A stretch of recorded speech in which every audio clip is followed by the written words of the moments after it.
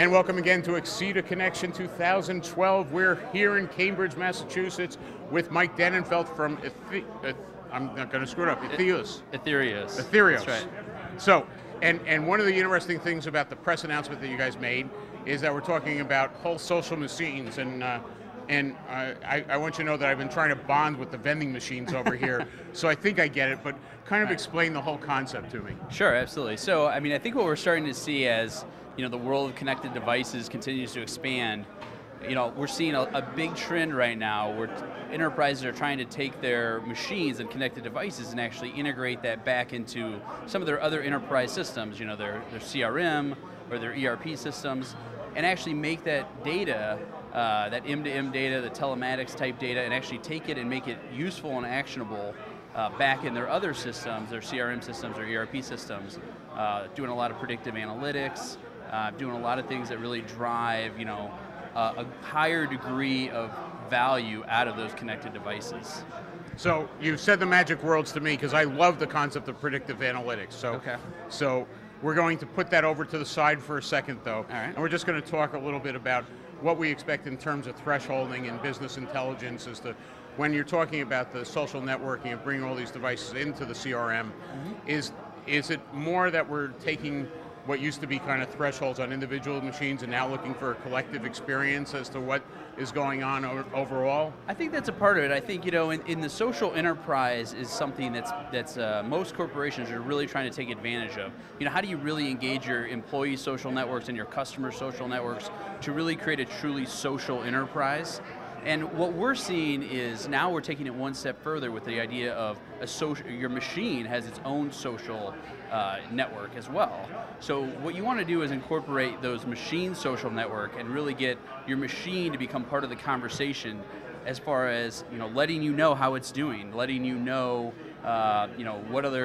who needs to know about how it's doing out in the field. Should it be serviced? Should it be are the parts holding up? So, there's a lot of different variations on what the machine is telling you, and so what we wanted to do is really say, are you listening to that machine? If you're collecting the data from your machine, but you're not really listening to what it's telling you, then it's not really doing you any good. If you bring that information and you really treat it as a social machine, then you're actually taking that data and making it actionable, and then you can perform better customer service, increase revenue through sales leads, etc. So we have some friends who remain anonymous who do predictive systems on fighter jets. And in their world, the issue that they keep running into is basically getting collective information from multiple parts of the machine, multiple parts of the network, and in effect figuring out what the collective means. Is that part of what the social machine does? I mean, I think that's part of it. Each individual customer is going to be tapping into their machine's social networks a little bit differently, but absolutely what you want to do from a predictive standpoint is spot those trends, spot those things where you notice maybe a combination of factors will ultimately start to predict and tell you that a machine's about to break down or a machine should be serviced. It's not necessarily something that you would catch just looking at any one individual factor, but when you factor in the collective experience of all those same similar assets that are out there, then you can start to really do some really creative and interesting things around additional proactive customer service or additional lead generation. So now I've done you a disservice because of the fact that we've gotten into the heart of the press release, but we didn't really talk about the press release. So this is you, Exceeda, and Salesforce? Absolutely. So Etherios is a Salesforce.com Gold implementation partner. So we've been working on Salesforce.com implementations going back to 2008. And I'm actually a former Salesforce.com employee going back to 2004.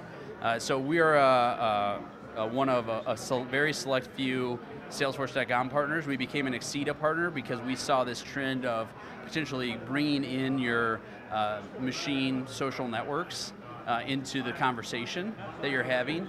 And we saw this trend maybe a year and a half ago. We've brought them in, we've become a partner, and we've really started to flush out working hand in hand with Exceeda. How do we really take advantage of all this information that machines are telling you, and how do we get that into your CRM system? So the aggregation comes from the Exceeda platform, and you guys provide the middleware intelligence to help make it so the Salesforce has actionable items. Absolutely. So we're partnering with both sides of the equation to really define what is your social business process around that machine. How are you going to do asset management? How are you going to do case management? How are you going to do account and contact management, specifically around this data that would traditionally just live in Exida, but now you've got your CRM over here. It might be Salesforce.com, it might be some other type of solution as well. How do we take that and map it back so it's not just in your M2M silo, but it's now M to CRM, all the way back to your CRM system. And just one last question, which is, how does channel work on this? Are you prime, or is Exida prime, or is it happened dynamically with all of you? Yeah, it happened very dynamically. I think we're very heavy into the Service Cloud on the Salesforce.com side, so naturally we got an introduction actually from some of the Service Cloud experts from Salesforce.com, said, hey, Exida's doing some really interesting stuff right now. You guys should really talk, because I think there's a natural synergy here between getting this M2M information and getting it into your CRM. Excellent. I really want to thank you for your time, Yeah, Mike. thank you very much. Take care.